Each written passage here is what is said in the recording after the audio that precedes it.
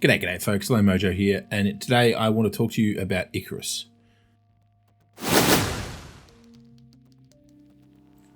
Recently I was asked by some friends of mine if Icarus was worth buying. It's a good question. To answer that, firstly I want to talk about what Icarus is, why I like it, why I don't like it, and whether or not it's worth getting.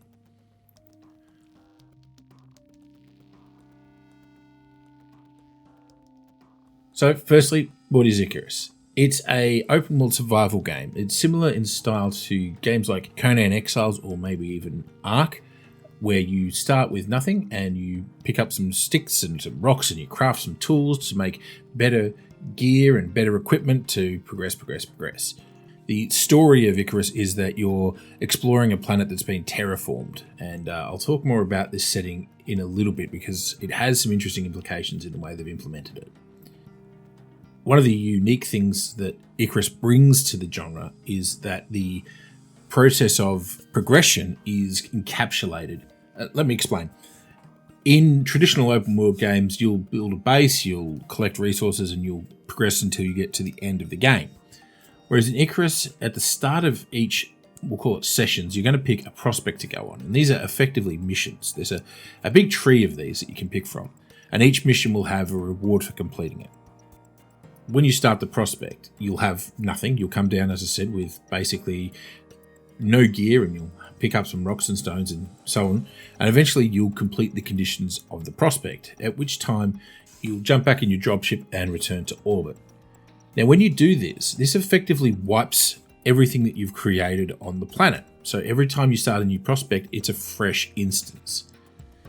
Now, there is some permanency, and that comes in the form of items that you can unlock back in orbit, back in the space station, where you can get things like 3D printed tools or spacesuit modifications. And so there's a sense of progression there. And on top of that, you'll also be unlocking new recipes and skills as you progress through the game and get experience. But at the start of each prospect, you're always back at square one.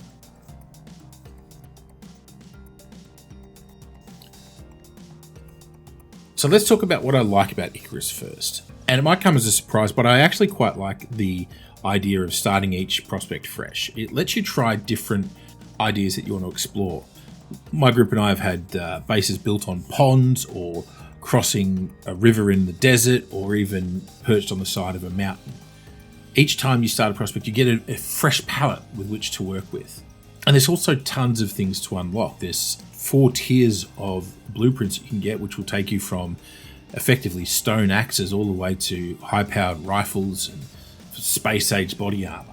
And on your first couple of prospects, these seem very far away, but the actual rewards come through fairly regularly. Similar to games like Valheim, Icarus has a very strong base building element, and you're going to spend a lot of time gathering resources to build your wooden shacks, etc., to house your equipment so you can start upgrading, and you can build some very interesting and unique structures. One of the other things I really wanted to highlight in this is the weather effects in the game. You're going to encounter them a lot because they happen very frequently. And they might start out quite mild, a wind is coming through and, okay, no biggie.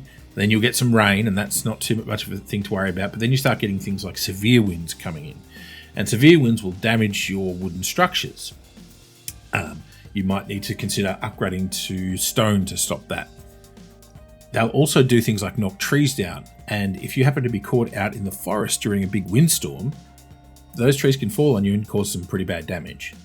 And then you get the lightning storms rolling in, and these are actually quite terrifying.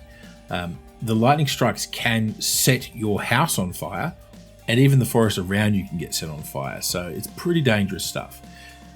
It means that you're going to spend the first chunk of your time in a prospect trying to get a stone base set up as quickly as possible. Now, these storms add a tremendous amount of tension to the game, especially when you've got to go on a long run somewhere and you're out in the middle of nowhere and suddenly you get the thunderstorm warning and you know things are going to get rough. It's probably one of the best implemented weather systems I've seen since maybe Mad Max. Okay, it's probably time to talk about what I don't like about Icarus. And funnily enough, it's also one of the things I really liked about it, and it's the fresh reset. Because while it's great to explore different base options, the fact that you have to build the same crafting stations every time you do a prospect is tedious. You always have to get the materials to build the forge, to make the nails, to build the anvil that you need every time. It would be really nice if some of the blueprints you could build up at the space station would replace some of these early game crafting stations that you need, because some of them are just plain essential. It would be good to get a Kickstarter like that. Now, as I mentioned, this game is set on an alien planet that's been terraformed, and in theory, this could have been great to explore this mysterious alien world. In actuality, though, you're going to be finding that you're exploring forests and deserts and riverlands, and it's all stuff you've seen before. I think it was a real missed opportunity to have, sections like mushroom jungles or alien wastelands, etc., to explore as well. And this sort of dovetails into the wildlife that you find as well. You're going to be hunting things like deer and rabbits, and bears are going to be hunting you. But they're all creatures that we've seen before in other games. There's nothing new there. From my experience, there's only about 2 types of enemies that are alien of any sort. It would be nice to have seen more creatures on the planet that represented the alien biodiversity. And one of the things I want to bring up as well is, if you've been following the progress of this game and you've been looking at it with any interest, you probably have heard about or seen that timer.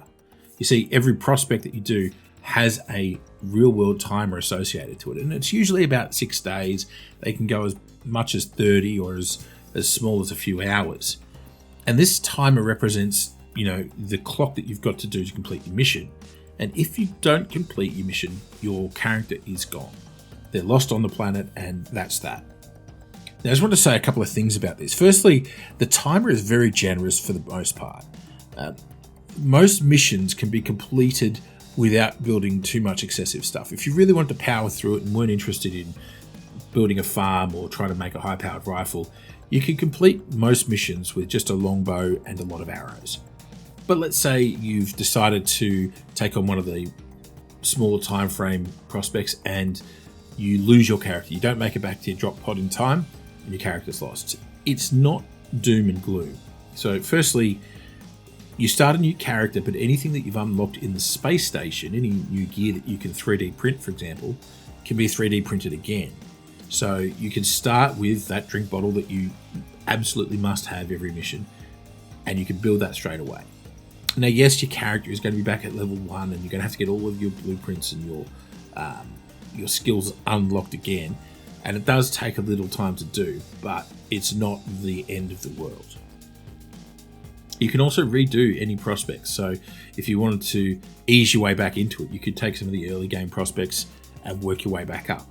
I found that when I started a new character, when my friends were around level 40, that it only took me about 3 or 4 missions to catch up. Now, to be fair, I had to kill a lot of bears in that first mission to boost myself up, but I did catch up pretty quickly. The reason I did this is another bugbear that a lot of people have with the game, and that's that you currently can't reset your skills. And this is annoying for a couple of reasons. First of all, there's an entire skill tree for solo players, which is great if you're only ever playing solo. However, if you've got solo skills unlocked and then you join a multiplayer session, those skills simply don't work. And add to that, there are certain tech tree blueprints that you can purchase that are actually hangovers from the beta that don't really do anything in game for you. You can find that you spend a lot of your unlock points and your tech trees to skills that are not going to do anything for you. It kind of feels like the game still has a lot of beta qualities about it, which is very disappointing for a full release title. In fact, from the word dot, you've been able to create mushroom-based recipes in a potbelly stove, but mushrooms have only just been added to the game in the last week or so, so it's been a full month or so of gameplay where they just weren't there. Stack on top of that the fact that the game is in dire need of optimization, and you get this impression that even though it's a full release, this game is still in beta. Now, to the credit of the team, they're producing a lot of new content regularly. We get a new prospect every week. I think every couple of weeks we get a new update, and they are fixing bugs. They've introduced mushrooms now. They've introduced a new mining rig that you can put into a mine so that you can automate that process. And I believe the game will get better the longer it goes. But right now, there's still that kind of not quite finished quality to it.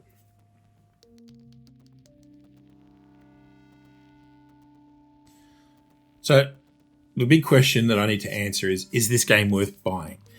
And it's a yes, but a yes with some caveats to it. Firstly, If you're looking for a solo experience, don't bother with Icarus. Go play Subnautica if you haven't. I mean, seriously, if you haven't played Subnautica, go play Subnautica. It's amazing.